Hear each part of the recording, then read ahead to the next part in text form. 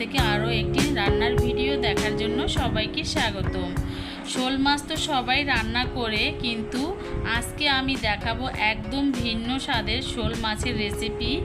লাউ দিয়ে এমনভাবে রান্না করছি, খেলে আঙ্গুল চাটতে বাধ্য হবে। এই গরমে কিন্তু কিছু খেতে ইচ্ছে করে না, আর লাউ কিন্তু একটা ঠান্ডা তরকারি। আর এই গরমে হালকা আর মজাদার কিছু খেতে চান, তাহলে শোল মাছ আর লাউ দিয়ে এই রেসিপিটা ট্রাই করতে পারেন। হালকা মশলার ঘ্রাণ আর লাউয়ের নরম স্বাদে মাছটা হয়ে যাবে একদম জুসি আর সুস্বাদু। তো বন্ধুরা, দেখতেই পেয়েছো এখানে কিন্তু তাজা তাজা শোল মাছ নিয়েছি, আর এখানে লাউ নিয়েছি। লাউটা এখন আমি কেটে নিব। তো এখান থেকে একদম কচি লাউটা আমি কেটে নিচ্ছি, আর এখান থেকে অর্ধেক লাউ নেব, আর উপর থেকে এখন লাউয়ের খোসাটা আমি ছাড়িয়ে নিব।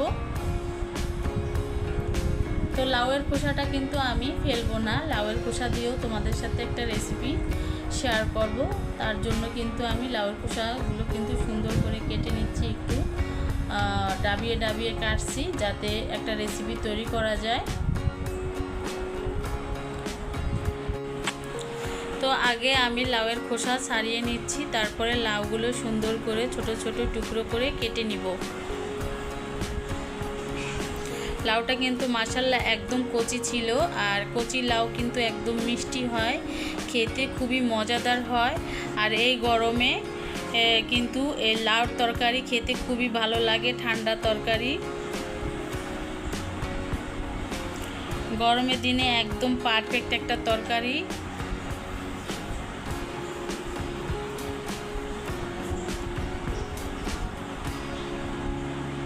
তো দেখো লাউগুলো কিন্তু আমি ছোট ছোট টুকরো করে নিচ্ছি।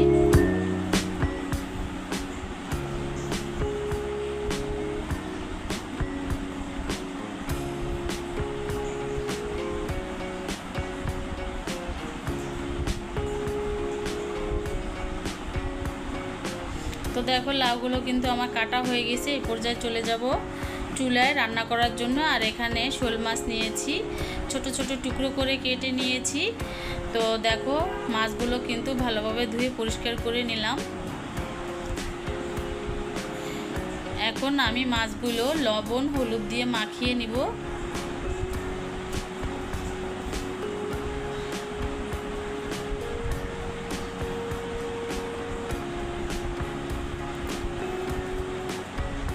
তো লবণ আর হলুদ দিয়ে ভালোভাবে মাখিয়ে নিলাম। এখন চলে আসলাম চুলায়। কিন্তু একটা কড়াই বসাই দিয়েছি। তো কড়াইটা একটু গরম করে নিতে হবে। আর আমি মাছগুলো কিন্তু হালকা করে ভেজে নিব। তোমরা চাইলে কিন্তু কষিয়েও রান্না করতে পারো।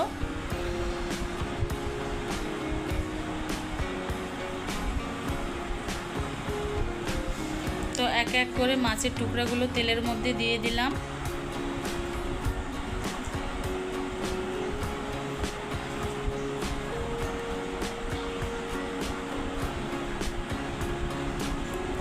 তো মাছগুলো কিন্তু একদম হালকা করে ভেজে নিচ্ছি আমি, বেশি কড়া করে ভাজবো না। যেহেতু শোল মাছ কষিয়ে রান্না করলে আরও বেশি ভালো লাগে, আর আমাদের ঘরে সবাই একটু ভাজা পছন্দ করে, তাই আমি একটু ভেজে নিচ্ছি।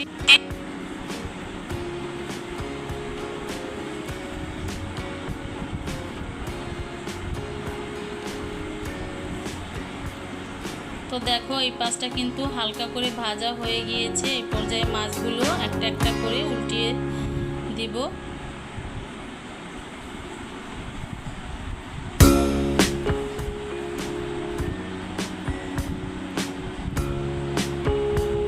তো সব মাছগুলো কিন্তু ভাজা হয়ে গিয়েছে। এই পর্যায়ে আমি তুলে নিব কড়াই থেকে।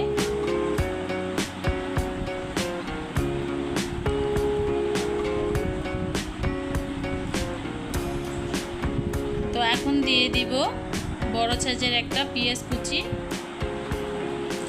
তো আরও কিছু পরিমাণে তেল দিয়ে দিলাম রান্না করার জন্য। তো পেঁয়াজটাকে একটু হালকা করে ভেজে নিব। আর আমি রান্নাটা কিন্তু একদম অল্প মশলায় রান্না করব, কাঁচা মরিচ দিয়ে। আর এই গরমে কাঁচা মরিচের তরকারি খেতে খুবই খুবই ভালো লাগে।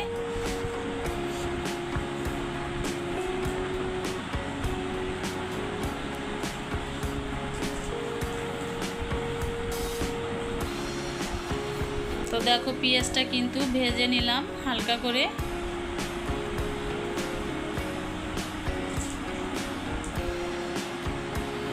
এই পর্যায়ে এখানে অল্প কিছু পরিমাণে পানি দিয়ে দিলাম।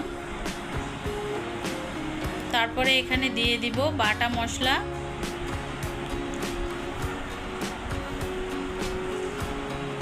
দুই চা চামচের মতো রসুন এবং পেঁয়াজ বাটা দিয়ে দিলাম একসাথে।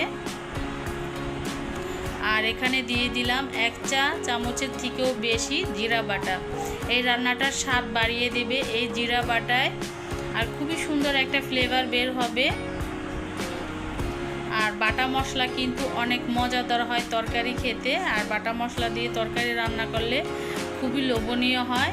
তো দেখো এখানে দিয়ে দিলাম 1 চা চামচের মতো হলুদের গুঁড়ো, আর আধা চা চামচের মতো মরিচের গুঁড়ো দিয়েছি। এটা অপশনাল, এটা একটু কালারের জন্য দিয়েছি। আর স্বাদ মতো দিয়ে দিলাম লবণ। তো লবণটা দেওয়ার পরে সুন্দর করে মশলাটাকে কষিয়ে নিতে হবে ধীরে ধীরে। আর খুবই সুন্দর একটা ফ্লেভার বের হয়ে এসেছে জিরার।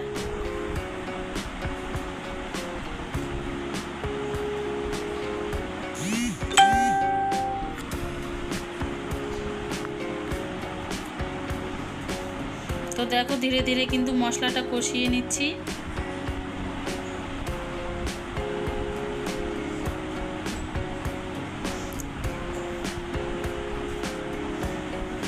তো মশলাটা যখন কষানো হয়ে যাবে সেই পর্যায়ে এখানে কিন্তু লাউগুলো দিয়ে দিব। আর লাউগুলো দেওয়ার পরে কিন্তু একদম হাই হিট করে রান্না করে নিতে হবে। আর লাউগুলো কিন্তু মশলার মধ্যে সুন্দর করে কষিয়ে নিতে হবে।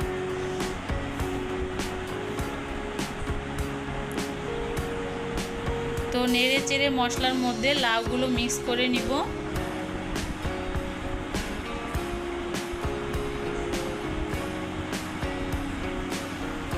তো মাশাআল্লাহ কতটা সুন্দর হয়েছে কালার, দেখতে দেখেই বুঝতে পেরেছো বন্ধুরা। কালারটা যেরকম সুন্দর হয়েছে দেখতে, খেতেও কিন্তু অনেক অনেক মজার হয়েছিল। আর লাউ আর শোল মাছ দিয়ে যদি রান্না করা যায় সেটা তো বুঝতেই পেরেছো অনেক মজার হয়। আর এখানে কিন্তু আমি প্রায় 8 থেকে 10টা কাঁচামরিচ কেটে দিয়েছি মাঝখান থেকে কেটে।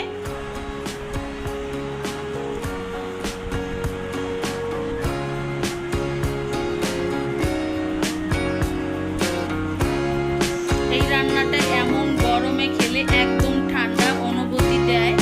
একবার ট্রাই করলে বারবার বানাতে মন চাইবে।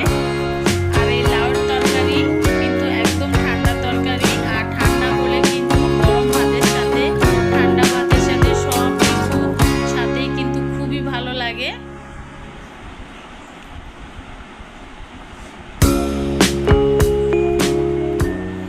দেখো আমি কিন্তু একদম হাই হিট করে লাউর তরকারিটা রান্না করে নিব যাতে পানি না গলে। তো দেখো কষিয়েছি কিন্তু একটুও পানি গলে নাই আমার লাউয়ের ভিতরে।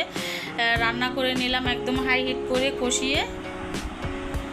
আর আমি লাউর তরকারিটা একটু ঝোল ঝোল রান্না করি। আর ঝোল ঝোল তরকারি দিয়ে কিন্তু ভাত অনেক ভালো লাগে খেতে। আর এই লাউয়ের তরকারিটা কিন্তু ঠান্ডা হলে আরও অনেক মজাদার হয়। তো দেখো এখানে কিন্তু ঝোলের জন্য অনেক পানি দিয়ে দিলাম। তো বেশ কিছু সময় ধরে জাল করে নিতে হবে। তো দেখো তরকারিটা কিন্তু বলক চলে এসেছে। আর আমি কিন্তু একদম অল্প তেলে অল্প মশলায় রান্নাটা করলাম। আর অল্প তেলে অল্প মশলায় রান্না করলাম, খুবই মজাদার হয়েছিল।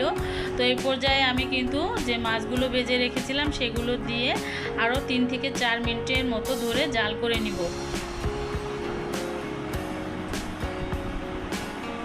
মাশাআল্লাহ খুবই সুন্দর একটা ফ্লেভার বের হয়ে এসেছে। আর লাউটা কিন্তু একদম গলে গিয়েছিল। তো আমার রান্নার শেষ ফাইনাল লুক দেখো মাশাআল্লাহ কতটা সুন্দর হয়েছে কালার। আর আমি এখন একটু খাওয়ার জন্য একটা বাটিতে বেড়ে নিচ্ছি। আর এই তরকারিটা একটু ঠান্ডা করে কিন্তু গরম গরম ভাতের সাথে পরিবেশন করব। সবাই বাসায় এরকম ট্রাই করে দেখতে পারো, অনেক ভালো লাগবে। তো বন্ধুরা, শোল মাছ আর লাউয়ের তরকারি রেসিপিটা তোমাদের কাছে কেমন লাগলো অবশ্যই জানাবে। তো আজ এই পর্যন্তই। সবাই ভালো থাকো, সুস্থ থাকো এই কামনা করি। আল্লাহ হাফিজ। আসসালামু আলাইকুম।